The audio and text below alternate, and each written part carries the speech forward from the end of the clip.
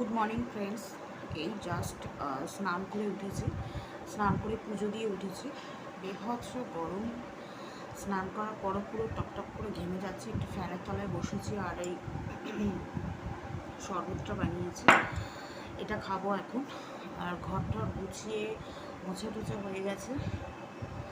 আর আজকে রান্না করব, কালকে টক ডাল বানিয়েছিলাম রাত্রিবেলা, তো সেই টক ডালটা আছে। আর ডিমের অমলেট করব, কিন্তু মেয়ের জন্য কিছু বানাতে হবে, কারণ মেয়ে টক ডাল খাবে না। ওদের আজকে থেকে ক্লাস টেস্ট শুরু হচ্ছে, এক্সাম।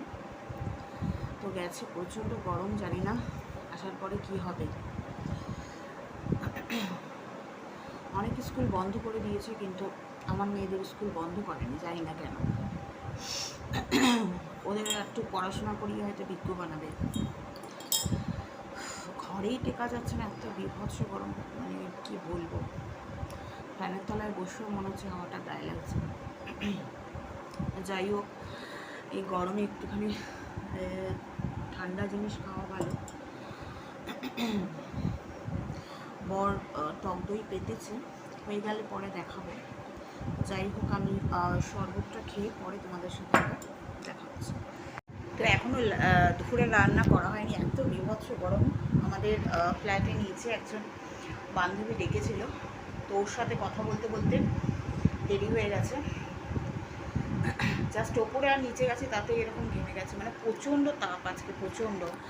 আর আজকে দুপুরে লাঞ্চে বানাইনি এখনও, বানাবো হচ্ছে এগ কারি আর ভাত, আর কিচ্ছু না। টক ডাল আছে কালকের,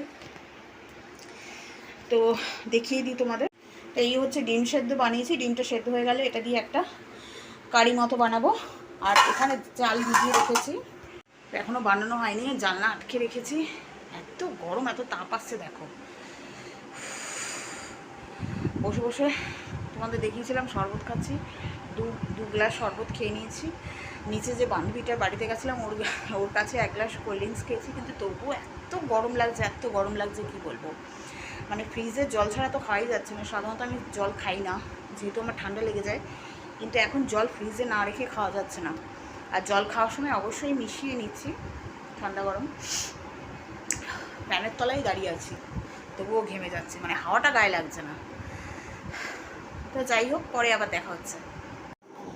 তো খেতে বসে পড়েছি, দুপুরের লাঞ্চ।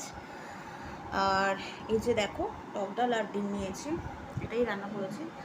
খেয়ে নিয়ে এখন মানে দেখাতে ভুলে গেছি, খিদে পেয়ে গেছে, তাড়াতাড়ি করে খেতে বসে পড়েছি। তো ঝটপট খেয়ে নিই, পরে আবার দেখা হচ্ছে। আসলে আজকে রান্না করতে বড্ড দেরি হয়ে গেছে, ওই বান্ধবীদের সাথে গিয়ে অনেকক্ষণ গল্প করেছি, তো সেই জন্য দেরি হয়ে গেছে। তো আমি ঝটপট খেয়ে দিই, পরে দেখা হচ্ছে।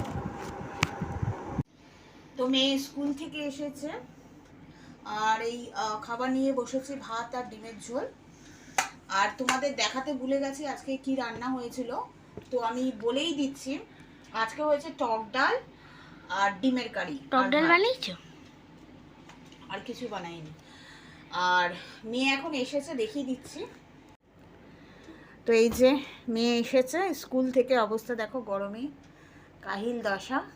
তো এখন ওকে খাওয়াতে বসেছি, খাইয়ে নিই, পরে আবার দেখা হবে। Good evening friends.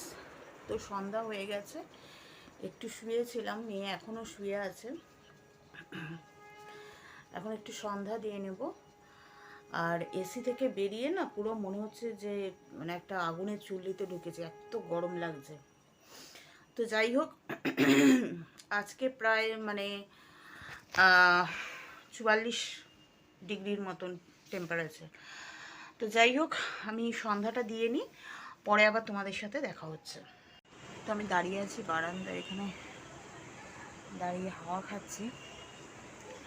হাজব্যান্ড এখনও আসেনি, আর মেয়ে ঘুমিয়ে আছে, ঘর অন্ধকার করে রেখেছে, সব লাইট অফ করে। বারান্দায় হাওয়া দিচ্ছে বলে তাই একটু দাঁড়িয়ে আছি। প্রচণ্ড গরম, আজকে মনে হচ্ছে 44 ডিগ্রি প্রায়, মানে টেম্পারেচারটা রয়েছে তোমার 38, কিন্তু এত হিউমিডিটি, যার জন্য 44 ডিগ্রির কাছে তাপমাত্রার মতো এত গরম রয়েছে। তো এই জন্য বারান্দায় দাঁড়িয়ে আছি। আর আজকে রাতে ভাবছি যেটুকুনি ভাত আছে,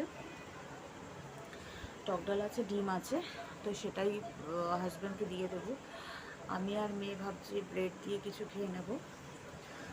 তো যাই হোক, আর বেশি কথা বলতেও ভালো লাগছে। কিন্তু দেখ, তোমরা হাওয়ার আওয়াজ পাচ্ছ হয়তো, খুব সুন্দর হাওয়া দিচ্ছে এখানটা।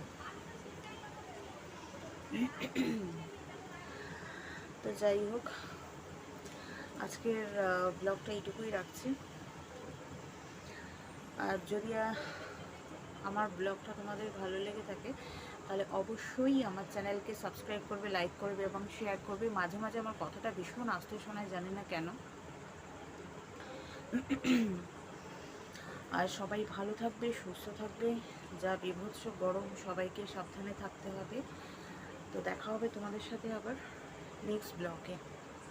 আজকের মতো পর্যন্তই, টাটা।